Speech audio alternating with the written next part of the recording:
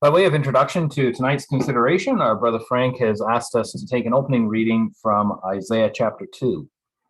So if you want to just turn with me to Isaiah chapter 2.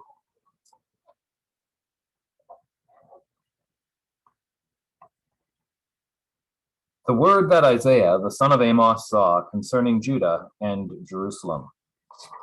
And it shall come to pass in the last days that the mountain of Yahweh's house shall be established in the top of the mountains, and shall be exalted above the hills, and all nations shall flow unto it. And many people shall go and say, Come ye, and let us go up to the mountain of Yahweh, to the house of the God of Jacob, and he will teach us of his ways, and we will walk in his paths. For out of Zion shall go forth the law, and the word of Yahweh from Jerusalem. And he shall judge among the nations, and shall rebuke many people. And they shall beat their swords into plowshares, and their spears into pruning hooks. Nation shall not lift up sword against nation, neither shall they learn war any more. O house of Jacob, come ye, and let us walk in the light of Yahweh. Therefore thou hast forsaken thy people, the house of Jacob, because they be replenished from the east, and are soothsayers, like the Philistines, and they please themselves in the children of strangers. Their land also is full of silver and gold, neither is there any end of their treasures. Their land is also full of horses, neither is there any end of their chariots. Their land also is full of idols. They worship the work of their own hands, that which their own fingers have made. And the mean man boweth down, and the great man humbleth himself. Therefore forgive them not. Enter into the rock, and hide thee in the dust, for the fear of Yahweh and for the glory of his majesty. The lofty looks of man shall be humbled, and the haughtiness of men shall be bowed down, and Yahweh alone shall be exalted in that day. For the day of Yahweh of hosts shall be upon every one that is proud and lofty, and upon every one that is lifted up, and he shall be brought low, and upon all the cedars of Lebanon that are high and lifted up, and upon all the oaks of Bashan, and upon all the high mountains, and upon all the hills that are lifted up, and upon every high tower, and upon every fenced wall, and upon all the ships of Tarshish, and upon all pleasant pictures. And the loftiness of man shall be bowed down, and the haughtiness of men shall be made low, and Yahweh alone shall be exalted in that day.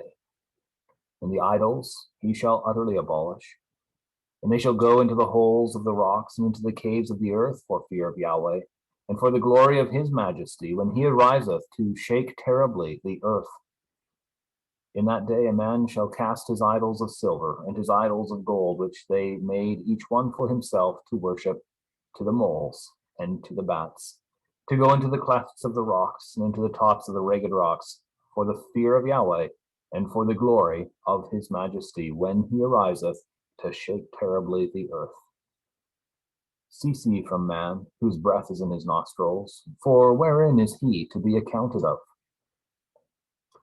So with that as our introduction, we now invite our brother Frank to share with us this consideration on Russia triumphant and Europe chained.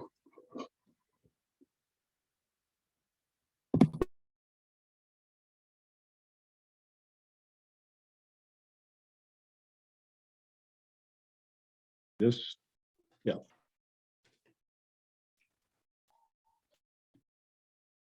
Now, what are you seeing? Wait a minute, I got to get my, Beautiful British Columbia. yeah, there we are. Let's,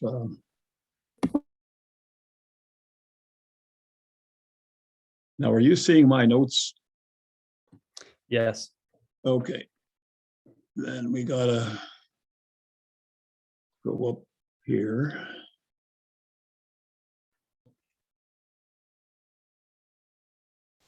Where is that? Video.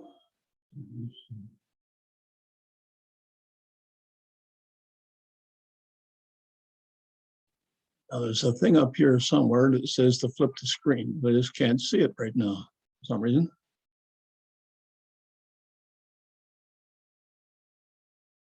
So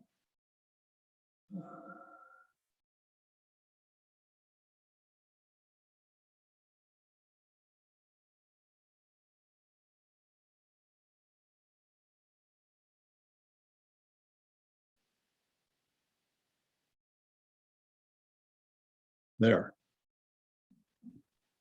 Now, if that's what you see is just Russia triumphant, Europe chained with nothing else, Yes. that's good. That's what it should be. Sorry, it takes a little long for me to try to figure all these things out. Now, just so I can see my screen, I got to get down to that. Okay, here we are. All right, brothers and sisters, I want to first of all say that the reading that we had tonight in Isaiah chapter 2 is just a backdrop to our comments.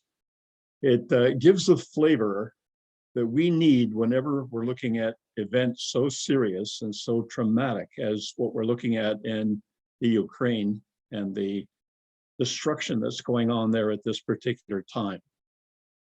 We have no desire to follow the media on this in the sense of trying to give our interpretation of it or our feelings about it, or interviewing people who are being upset or having to leave their homes. You can see how that's all the world has got to be able to deal with this, and really that isn't dealing with it. It's just trying to illustrate what's going on. I just wish so many more people would open their Bibles to read, because God is the one that can tell us the future, as we all know. And we have based our faith, our personal faith, on God's ability to do that. So we're looking at this place down here in the bottom of your screen. If I can just get the circle to go on, there we are. And you can see Ukraine there. You can see Moldova. You can see Belarus. And they've been in the news. They are the nations which it seems that President Putin wants to take over. Whether that is only the beginning is up to what you believe, where you read it, and what you might think. We'll go over in a minute what we believe the Bible requires, but that's a very, very interesting development for us as Christadelphians, waiting for the King of the North to move. There's a lot of verses. You can see them, Psalms, Isaiah, Daniel, Joel, Micah, Zechariah, Matthew, Mark, Luke, Revelation, and probably a number of more that they could be used in some capacity to tell us more about what's happening in the world today. But also, just before we get into that, I'd like to just concentrate on this. A number of you would have seen this map. It was just recently given to us by the CBM, telling us about the Christadelphians that are living in Ukraine. And as far as I can take from that, there must be about 80 brothers and sisters in those circle areas there where they're living. And a lot of those are being severely shelled and destroyed by the Russian onslaught. So they need to be in our prayers. And we need to, seek God's help for them to get out of the country. That seems to be the only possible way to avoid being just taken over by Russia in every sense. So we will say that and just get on to now what our lecture is about. The title is Russia Triumphant, Europe Chained. What I wanted you to see this comparison first, to give you an idea of what we might look at and what you might think about as we're going through this discussion and this presentation tonight. You see, it could be that you would think, well, Russia's triumphant because look at the weapons they're used, look at what they can do, look what they are doing. That's the way that Europe is chained. Well, you might say that a lot of us have looked more to that since the development of this war. But it still may be that there is an element of this involved, where you could say Europe chained, Russia triumphant. In other words, Europe had been changed before we realized that Russia was triumphant, because look at the chains. Now, the chains are not literal chains, but they are made out of metal, and some of them probably would be of plastic because of the gas pipelines. But that is the links that Russia has going to Europe. And many, many people have been able to foresee and have been able to see for years that Europe was becoming more and more dependent on Russian energy. And most of us would be well aware of this Nord Stream 2 pipeline, which is now delayed indefinitely, even though it's connected up. There are some very, very interesting things developing in the world that we are presently living in and looking at and watching so intently. But this title, Europe or Russia Triumphant, Europe Chained, is a book that was written called Anatolia, which was written by John Thomas back in 1854. And I just wanted you to see the introductory remarks that John Thomas put on this. He said, all the author bespeaks for the following pages is a patient, sober-minded, and candid perusal. He is aware that the title page is an exhibition of startling proportions, very much at variance indeed with the suppositions of those who are considered the most enlightened statesmen and politicians of the day, that Russia should be triumphant with such powers against her as France and England is amongst the impossibilities of those who put confidence in princes and make flesh their arm. But their thoughts are not of the purposes of the Most High, who ruleth over the kingdom of men, and giveth it to whomsoever he will. He has decreed the triumph of Russia over East and West, previous to the final overthrow of its own dominion after the manner of Sennacherib. And he has registered that decree in the sacred archives of the Jewish nation some 2,440 years ago, as will be amply explained in this work. Now, I want you to think about that a little bit. This is a little easier for us to do than it would be for, people who have never heard of Christadelphians, never mind the book Anatolia. See, John Thomas was seeing a world that was so different than ours in 1854. And I want to just try to show you the ways in which it was different, so as to illustrate the remarkable truth of what John Thomas is saying here. He wasn't putting his emphasis on the opinions of people, the confidence of armies and nations which were proud and powerful, to say, well, we will do this and we will do that. No, he was just saying, this is what God says is going to happen. That's our strength, brothers and sisters. That's where we rely.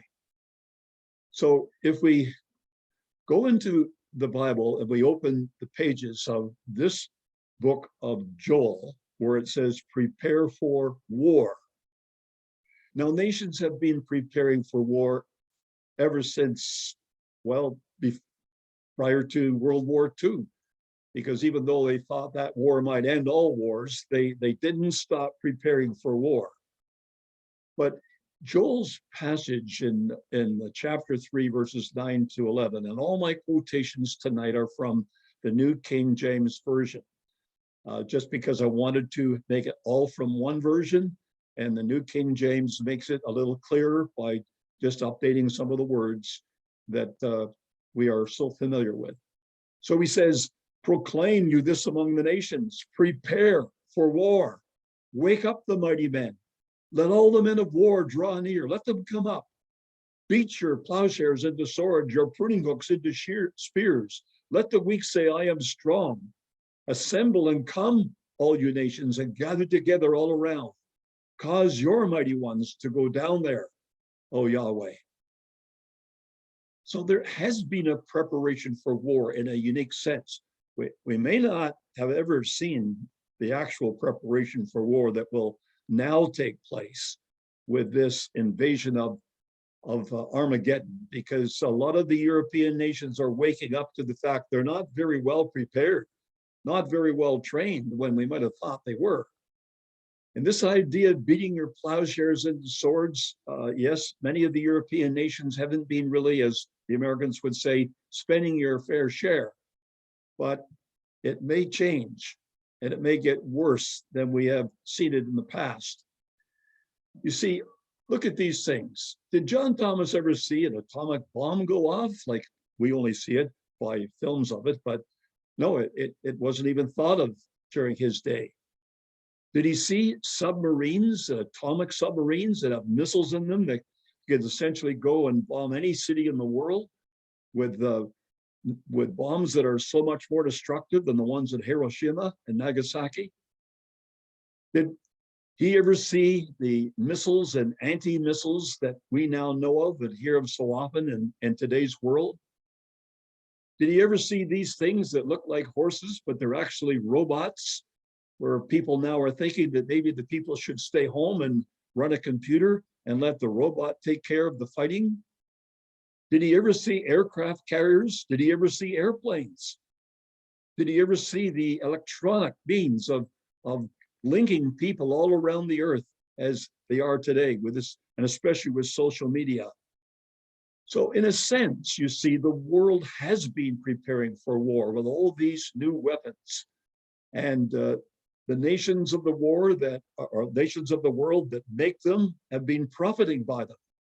So yes, they have been doing it, and they have been doing it in a tremendous way since the time John Thomas wrote that book, Anatolia. So you could just imagine that if he had ever seen this, what he might have thought and what he might have also written. Look at this. You see, this is the way the world is conflicted.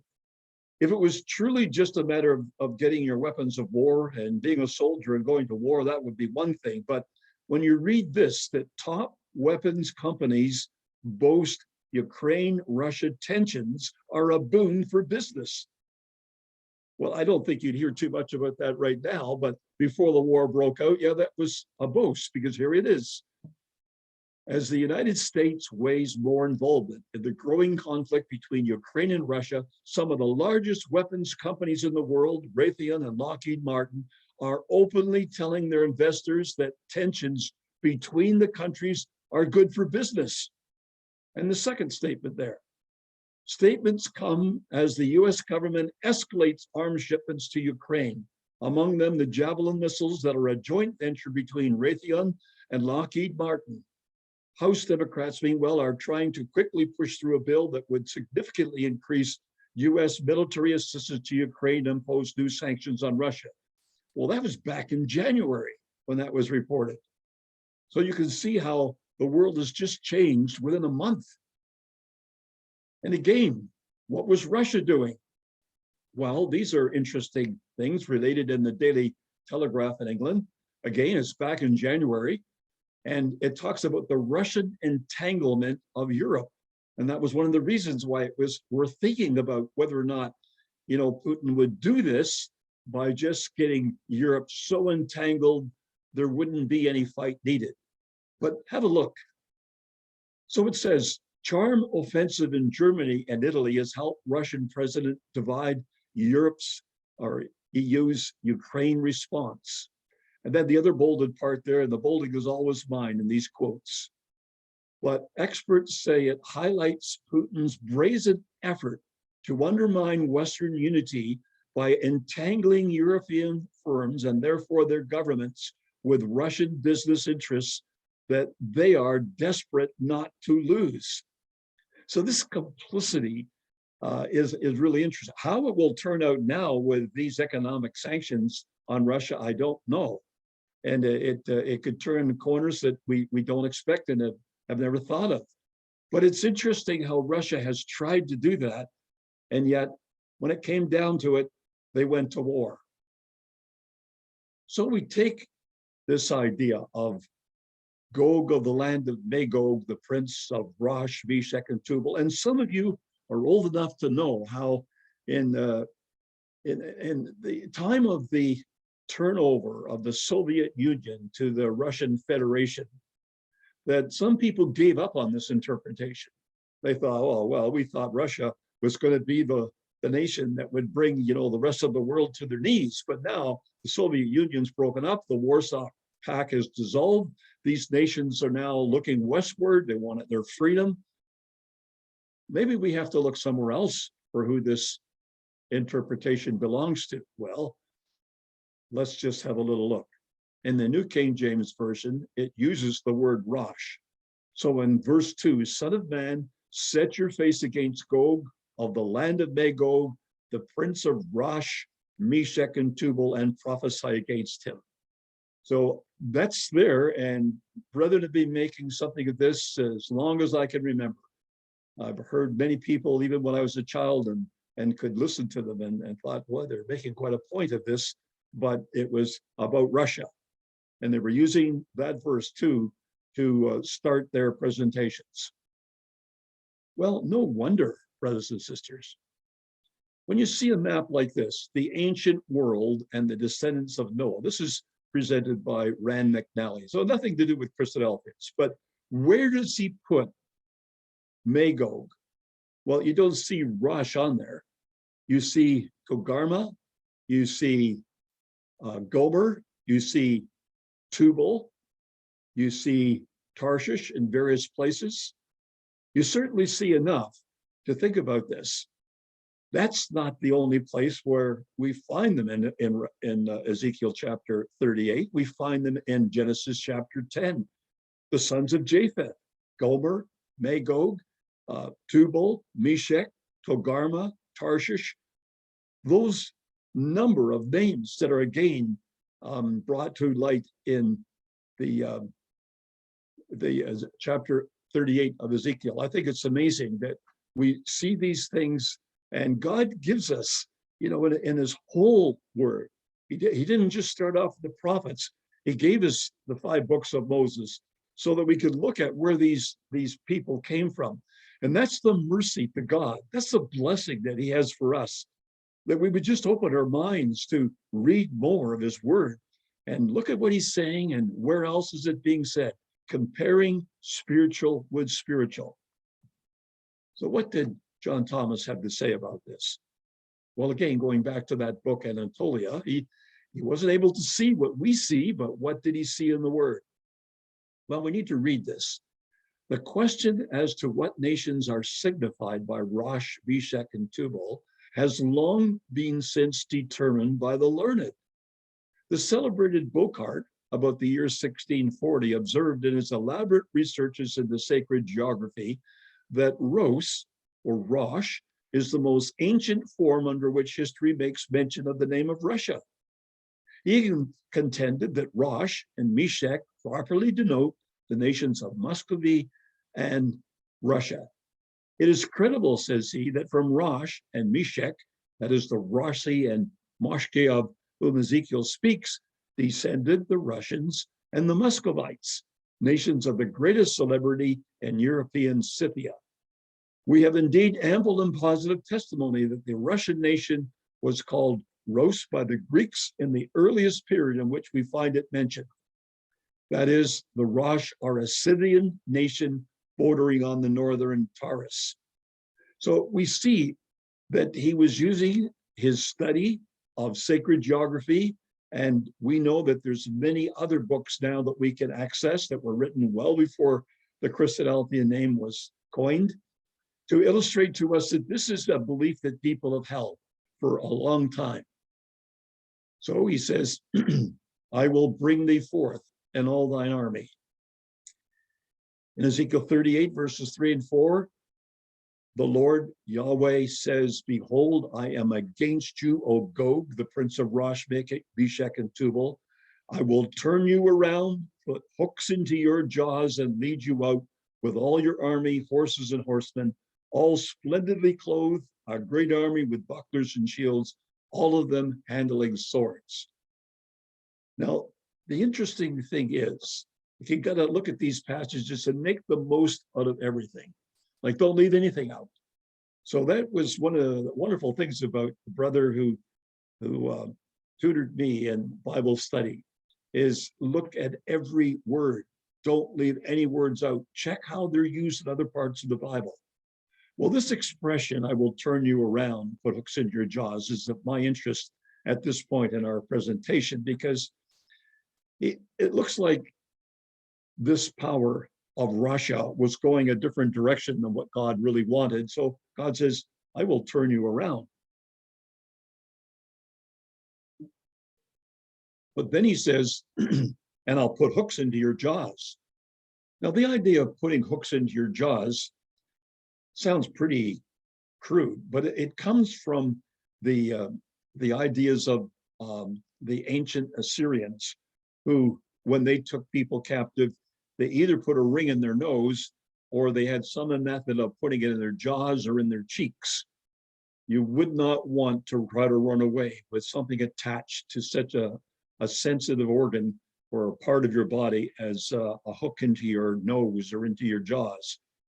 So God is going to deal with Russia like this. I will turn you around. Well, that's what we do with horses. We put a bit in their mouth.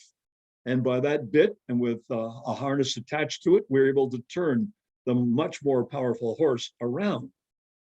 So God's telling us he's more powerful than this Gog, and he's going to turn him around and put hooks into his jaws like a captive, and he's going to lead him forth. So in Isaiah chapter 37, verses 28 to 29, you read about this other case where it's talking about Sennacherib. That's Isaiah 37. That's where Hezekiah is dealing with these 185,000. I thought that was really interesting because as we saw the numbers of Russians around Ukraine, it was growing. There was 100,000, 120, 150, and then I heard 190, and then 200,000. Well, there was 185,000 men around Jerusalem. And God is now telling what he's going to do with it. He says in verse 29, because your rage against me and your tumult have come up into my ears, therefore I will put my hook in your nose and my bridle in your lips, and I'll turn you back by the way which you came. So the idea of turning back or turning around is God is taking them from one way, forcing them into another way. And I think it's so significant, brothers and sisters, to see how the Soviet Union fell apart. And then they were turned around because the Warsaw Pact fell apart and they didn't have all those Eastern European nations. And now God's leading them on. And it's interesting that this man, Putin, is growing up to be someone who may go all the way. Because it may be that this man who's got his office there and is talking like anybody today would, with all the methods of talking to people around the world and seeing them from your own office. But does this man have hooks in his jaws? Now, I leave it as a question because many people have been, they've misunderstood it or they have judged it incorrectly by saying that this man or that man was the one that God would lead right through this prophecy to its conclusion. So we won't go so far as to say this man does have hooks in his jaws and God put them there, but he is the most likely candidate of anyone we've seen so far. And it will be very interesting just to see what he's going to do next, because many people have thought, how does this man ever get out of what he's doing? Well, if God's got hooks in his jaws, they're in Putin's jaws, he's leading them on, then just look out. Look at what he did to Pharaoh. And Pharaoh got to the point where he was upsetting his own people. Don't you know that Egypt is destroyed? What are you doing? But his heart was hardened. He was going to do what he wanted to do, and he was powerful enough to do it. Now, here's an article that was written by Vladimir Putin himself. Look at the date on it, July 12th, 2021. So this is long before this current crisis broke out, but it was probably in his planning that far back. And it's kind of an interesting article. It's 18 pages long, but it's worth reading. This is just a little of what he said. During the recent direct line, when I was asked about Russia-Ukrainian relations, I said that Russians and Ukrainians were one people, a single whole. These words were not driven by some short-term considerations or prompted by the current political context. It is what I have said on numerous occasions, and what I firmly believe. I therefore feel it necessary to explain my position in detail and share my assessments of today's situation.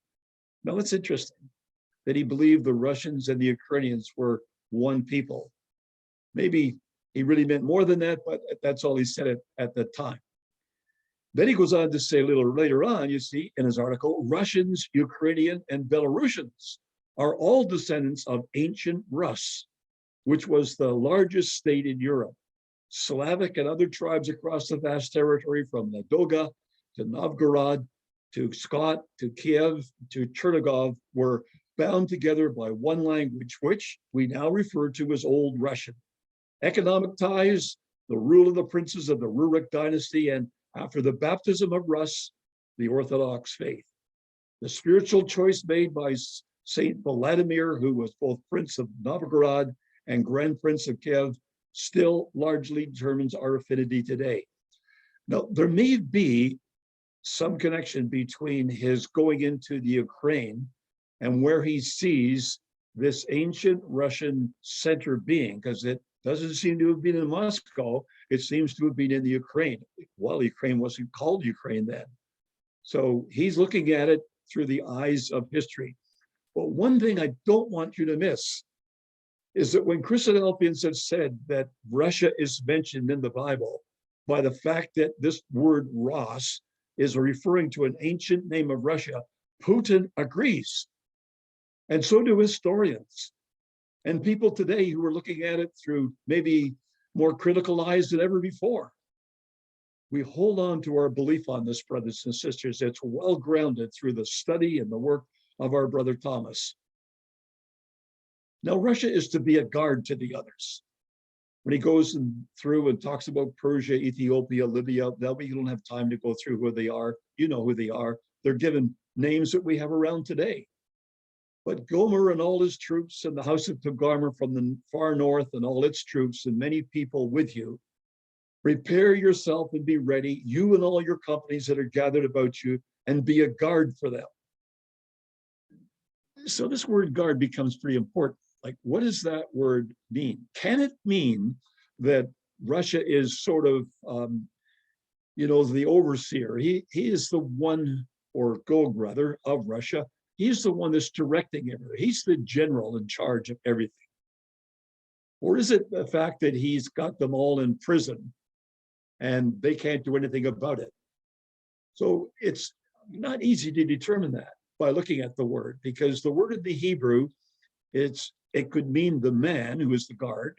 It could mean the post of a guard post, or it could mean the prison where the people are imprisoned. Figuratively, it's a deposit, also as observed a usage or abstractly, or an example concretely, being diligence, guard, office, prison, ward, watch. That may be something we will just have to continue to look at, is to see how this works out, to see in what way he can do what he's doing in Ukraine, and then it can later be said that they're with you and you are guard to them.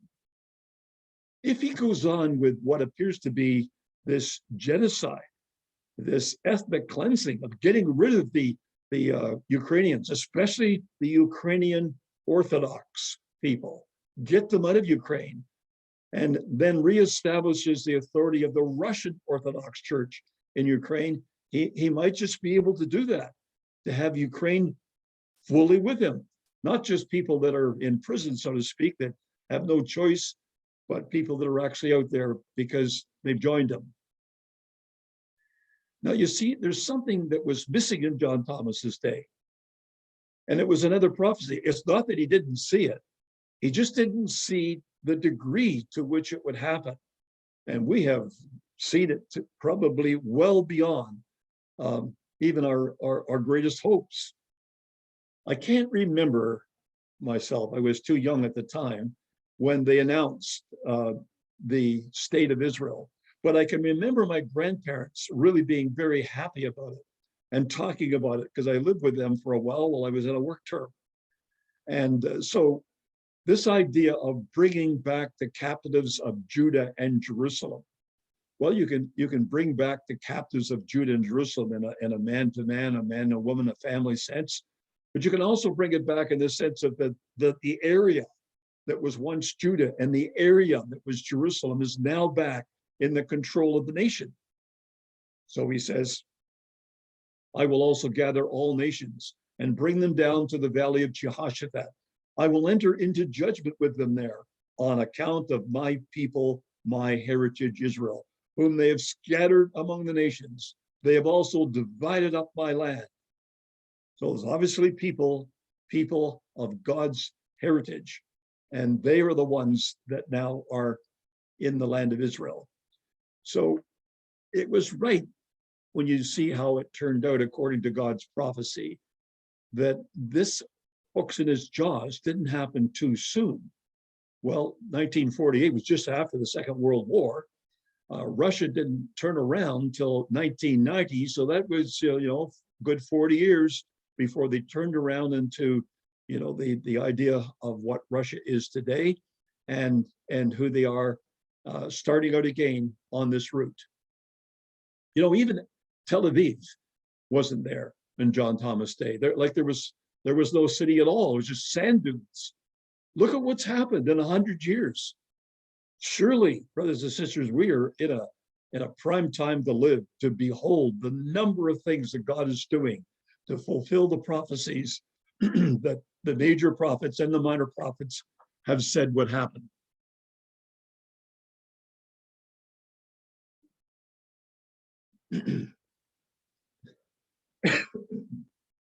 So it says about this Gog, Magog, and Rosh, Meshach, and Tubal. After many years, you will come on the mountains of Israel. So it's not being something that he he sends missiles to and conquers it like that. Those got to be people. And as this prophecy develops into Ezekiel 39, there's got to be a lot of people that will come into the land of Israel under the guidance of Gog. After many days, you will be visited. In the latter years, you will come into the land of those brought back from the sword, gathered from many people on the mountains of Israel. See, there can't be any doubt about it. The people have got to be back there. They got to be on the mountains of Israel, and they were brought out of the nations. And now they're dwelling confidently, safely, or confidently. You will ascend, coming like a storm, covering the land like a cloud, you and all your troops and many people with you. It's interesting just to take a little out of what people are saying about this war in Ukraine. People have said that they did not come quick enough. They didn't come with enough people. Well, this prophecy in Ezekiel 38, and linked as it is with Daniel chapter 11, the last 5 verses, speaks about a very quick, a huge number of people coming like, as he says, a storm, covering the land like a cloud. Maybe Russia will have learned something. Maybe it was necessary for them to have learned something before they come to Jerusalem. But they come with an evil plan. Thus says the Lord Yahweh, on that day it shall come to pass that thoughts will arise in your mind. You will make an evil plan. You will say, I will go up against the land of unwalled villages. I will go to a peaceful people who dwell safely, all of them dwelling without walls and having neither bars nor gates, to take plunder, to take booty, to stretch out your hand against the waste places that are again inhabited, against the people gathered from the nations who have acquired livestock and goods and who dwell in the midst of the land. Now, the interesting thing about this dwelling safely that I don't think we ever saw until just in the last couple of years, this idea of dwelling safely was a bit contradicted by all the walls that were built around the city of Jerusalem and around various parts of Israel. But since the Abraham Accords, we see that the traditional enemy of Israel is starting to make peace with Israel, even making defense agreements with Israel. And it may be that there's going to be a time when those walls which really are only made to keep people out. They won't keep tanks out. They can't stop helicopters coming over and dropping troops down or paratrooping into the area. So they're made for one thing, to keep people out. So this dwelling safely, if people think that, I can't really see that, I don't really know that this is, you got the idea interpreted properly, well, just keep looking, because as we've seen in so many cases, as we look with eyes that can see what's happening presently, we start to see something that more and more looks like Ezekiel 38 before our eyes. So where is the opposition? Why did they allow it? Why did they allow Gog to come up like that? Well, again, brothers and sisters, it mentions Sheba, Dedan, the merchants of Tarshish, and we know about Tarshish. We know how much research that former brothers and sisters have done to give us the evidence that Tarshish is Britain, and with the young lines thereof. And where are they? What are they able to do to stop them? Isn't it interesting that it had to be an age where there were weapons of mass destruction, like atomic weapons and maybe biological weapons, and the various diseases that people can now transmit by just sowing them in the world, and they just go through a nation and shut it down. So yes, these nations could be held at bay while Russia does this. That would seem to be true. If you heard Biden's speech, he might have made some of the Americans happy, but in terms of what is going on in Ukraine, his help that he's sending them as being quite restrained in a red line. They refuse to cross over. We do not want American soldiers on a Ukrainian soil. And so if that is the case, then it may be that only NATO nations would ever have the defense of United States coming up to their defense. And where would Israelis stand? Well, Israel is feeling more and more isolated. And I just think it's incredible what's really going on in the land, even apart from all this, because look at the Russian military bases that are presently in the land of promise. Like that idea of Hamath there, that blue circle, comes from Numbers 34, verse 7 and 8, where it defines the northern border of Israel. From the great sea, you shall mark out your borderline to Mount Hor. From Mount Hor, you shall mark out your border to the entrance of Hamath. There it is, the ancient city. And where do we find the Russians? They have a naval base in Tartus. They have an air base in Latakia. And there's war going on there between Israel and the people of Lebanon and the people of Syria at this particular time, not so much with the people of Lebanon, but with the people they are fighting for Iran in Lebanon. Now, let's just look for a little bit at this president of Ukraine, Volodymyr Zelensky. I think it's quite important to notice one particular thing. And this was reported in the Times of Israel.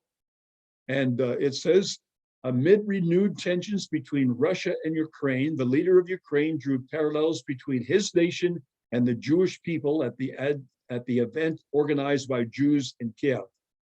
We know what it's like not to have an own state.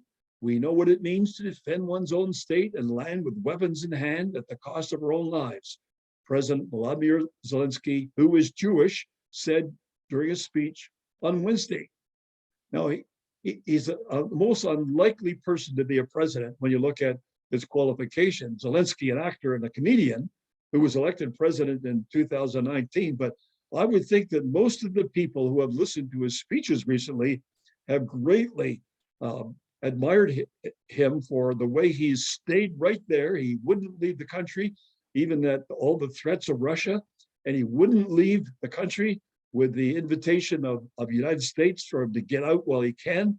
He stayed right with his people. So he's turned out to be a person which is really quite interesting.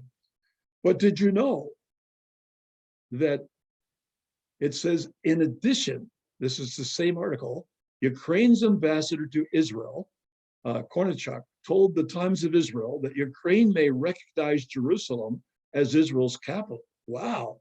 Like that's not just support of Israel.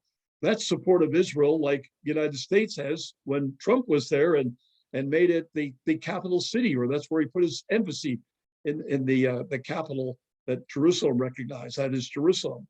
So it's a goal Israel has been promoting intensively in recent years, pending some security-related conditions. Kornichuk did not specify those conditions and has not replied to questions on the matter from the Jewish Telegraphic Agency. I suppose he's got enough on his plate. So it's interesting how Israel is involved in this. So as Russia prepares to invade, now I got this out of the news, and it was January 25. So this is actually, a good month old, but it was recognized the danger to the Jews in Ukraine. So as an estimated 100,000 Russian troops massed on the border of Ukraine, Israel is preparing to evacuate some 75,000 people living in eastern Ukraine who are believed to be eligible for Israeli citizenship. In addition, an estimated 10,000 Israeli nationals are currently in Ukraine. That's a lot of people. And Israel has been busy getting them out. That was shown on TV of the airplanes landing one after another, loaded with Ukrainians who wanted to get out of Ukraine. So I just think it's so fascinating to see how when Russia is dealing with Ukraine, that Israel is involved. And then I haven't really been able to follow this up yet, but with the present leader of Israel, Bennett, going off to talk to Putin just yesterday, I believe, and then going off to talk to Germany and sort of playing a mediator between these countries is a very interesting thing to do for little Israel. At the same time, also, continuing to take out the Iranians, or at least the missiles that are being stored in Syria. This world is really on the edge, and we need to be really excited about this and holding on to our faith at a time like this. But here's another thing to watch.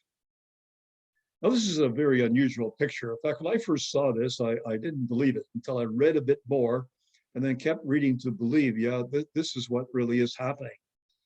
That this Putin man is quite religious. Now, he may not be religious like a Christadelphian. In fact, he isn't. He doesn't live his religion. But he claims to be religious, and he's done a lot of things in the name of religion. And that's Kirill, the Archbishop of the Russian Orthodox Church, sitting beside him or standing beside him. This little note is also something that we found about Putin. It says he was born in 1952. He grew up as in a working class neighborhood in St. Petersburg. His path to power began as a KGB agent. He was in East Germany at the time of the 1991 collapse of the Soviet Union. He was forced to drive a cab to survive, but forged his future with a corrupt autocracy replaced communist control. Obsessed with restoring Russian honor, he emerged as an uncontested strongman determined to avenge the West expansion into Russia's historical sphere of influence. Putin is also a baptized and practicing member of the Russian Orthodox Church and supports Patriarch Kirill's view that a strong national church is part of the cultural and spiritual unity of Russia. I really think that is an important point. So Russia has applied this to his belief that Ukraine is inseparable from Russia. So look at what he's done. Like, these churches used to be either museums or were just in a very terrible state of repair, but they've all been repaired and made beautiful and made presentable for a man who, from almost the first time he became leader, wanted to make sure that the Russian Orthodox Church was recognized in Russia. So it's an interesting aspect. I think we might see more of that as we go along. Now, I can't spend much time on this because we just don't have much time left, but I wanted to just illustrate. A map like this sometimes says a lot more than words. You can see Belarus north of Ukraine there on that map, and you can see Ukraine. You can see this little little bit of Moldova there, which is not really Russian. It's most of it is NATO country, but there is a sliver of it which is Russian. And you can see why if he gets all those pieces of Ukraine at the south, he will close the ports of Ukraine. Ukraine would be a landlocked sea again, because they couldn't get in the Sea of Azov, and they couldn't get into the ports in the Black Sea. But Russia's got its problems too, because where your yellow circle is there, he's got to get out of the Dardanelles. And Turkey, which is a NATO country, has closed that passage to ships that are in the Black Sea because of the war that's going on. And that was a right that was given to him when they made up, I guess, I'm not sure whether it was NATO or whether it was Turkey got that when they were looking at the peril that presented having access to the Black Sea, but just by that narrow passageway. So you might guess that where the next place he would be very interested in, if he did manage to continue to go, would be Turkey, especially that passageway. So we just watch. Now, it's interesting, and I'll just make a brief reference to this. You see, when John Thomas was writing Anatolia, there was a war going on. What war? The Crimea War. Where was it being fought? In Crimea. Who were the nations fighting? Well, it was dealing with the Ottoman Empire. It was dealing with the holy sites in and around Jerusalem. It was dealing with the French. It was dealing with the Catholics. It was dealing with Russia. Doesn't that sound like what's going on today? It's really interesting to see how excited John Thomas was about what was happening. But it's hard to imagine how he didn't think that this could go on to actually involve Israel and the movement of the Russian hosts down into Israel. But we've seen significant things happen since, but what happened there seems to be replaying out in history. And so we see Armageddon looming. I just think that one of the things that we must not forget about this sixth vial, and it's not our topic tonight, but it was the great river Euphrates. Speaking of the Ottoman Empire, where is the Ottoman Empire today? It was Turkey. It's almost collapsed down to it being just Turkey. If that has got to dry up further, then it could very well be they will lose the Dardanelles and the Bosphorus. That's just one of the things that would seem to be related to Bible prophecy. But the unclean spirits, like we've always said, the dragon is Russia, the beast is Germany, and the false prophet is Rome. Well, what are the main powers in Europe today that are speaking out? You've got Moscow, the dragon power. You've got the waking up, as it seems now that Germany has finally awakened, starting off this war in Ukraine by sending them helmets and now sending them deadly missiles to take out the Russian tanks and the Russian aircraft. So there's an awakening, brothers and sisters. The sixth vial is coming alive again. And the mouth of the false prophet, well, just listen to what the Pope has to say, because he's already said quite a bit, but he is building up what it would seem to me, the feet, the toes and the feet of the image by trying to bring into the development of man all of the parts of the world by speaking kindly to world religions that they can all be one, they all worship one God, and just failing miserably to uphold what Christianity is all about. And then, of course, brothers and sisters, for us in particular, behold, I'm coming as a thief. Why would he link that at this time in history? Well, because that's when he comes. And so we hold on to our seats and must prepare for this. Jerusalem is the real prize. That's where Russia is headed. And as we just don't have time to talk about this much, but that city has got all the explosive elements. Where's Russia? Well, look at the real estate they have in Jerusalem. They claim to be the defenders of the Orthodox Church.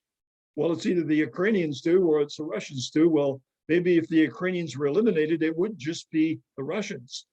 Well, that's a quarter of Jerusalem that's being represented there. And here's this church of Mary Magdalene that's being made to look so beautiful, but that's Russian. Oh, Russia's there in mind. And you might guess that they'll be there in action soon. Well, why is the Bible saying these things? Why is the God of the Bible doing these things? He says, for my holy name's sake. That's clearly made out in Ezekiel 36. So if we want to see why, you can see it laid out very carefully for us in verses 22 to 24. I will take you from the nations, gather you out of the countries, and bring you into your own land, and you will be rid of your idols, and you will be cleansed, because God will make that happen. That's what he's doing with all the things behind the scenes. The king of the north, yes, he will come, and he will come into this glorious land, but he will stretch out his hands, not only in all the countries that have been mentioned, but he will also go down into Egypt. But he will come to his end in Jerusalem. As it says in verse 45, he will plant the tents of his palace between the seas and the glorious holy mountain, yet he shall come to his end and no one will help him. And if Putin is the man with the jaws, with the hooks in it, then brothers and sisters, we are not far away from this happening. We want to just make sure that you see this map, brothers and sisters. Some of you may have seen this before, but when we were putting this map together, we were really impressed by the number of nations and their flags, which we represented here, as being represented in the nations which will come up against Jerusalem. And we don't want you to miss the bottom line, if you can see that on your screen. It says, if you do not believe the gospel or believe the scriptures and are not baptized, you are not ready. That would seem to me one of the things that we see right through the scriptures, especially the New Testament, of being ready, of the people ourselves being ready for what's going to happen. And the time of the day of trouble is going to be terrible, but it will also bring forth the resurrection from the dead. See, there's so many passages in the Bible that speak about this. We want to be really gripped by it. I don't want to take any time in this because we're out of time. But it's interesting, the trouble ahead. If Russia takes Ukraine, Ukraine being one of the food baskets for the world, Russia will not only have control of the energy, or a lot of the energy of the world they want, but they will also have the control over the grain and the various food commodities that are being used, especially in the Middle East and in Africa. That is something that many people are watching and many people are worried about. Well, the nations together is a drop in a bucket. It doesn't matter who he is. It doesn't matter what weapons he has. It doesn't matter how many troops he has. It doesn't matter where he is. He's nothing against God. God says the nations are as a drop of a bucket, counted as the small dust of the balance. The Russian-led troops that come into Israel will be disarmed. He says, I'll lead you against the mountains of Israel, verse 2 in Ezekiel 39. I'll knock the bow out of your left hand. I'll cause the arrows to fall out of your right hand. And you will fall upon the mountains of Israel, you and all your troops, your peoples that are with you. That's what God has said to this Gog who comes against his people in Jerusalem. And then the God of heaven will set up a kingdom which will never be destroyed. The kingdom will not be left to other people. It will not go through a similar process. It will break in pieces and consume all these kingdoms. It shall stand forever. So we rest our case on this, brothers and sisters, and we just say that in Psalm 27, verse 14, where we're in one of many places called upon to wait on Yahweh. Wait for him. Don't be anxious. Be of good courage. He will strengthen your heart. Wait, I say, on Yahweh. That's what we want to do while we watch this all being fulfilled before our eyes.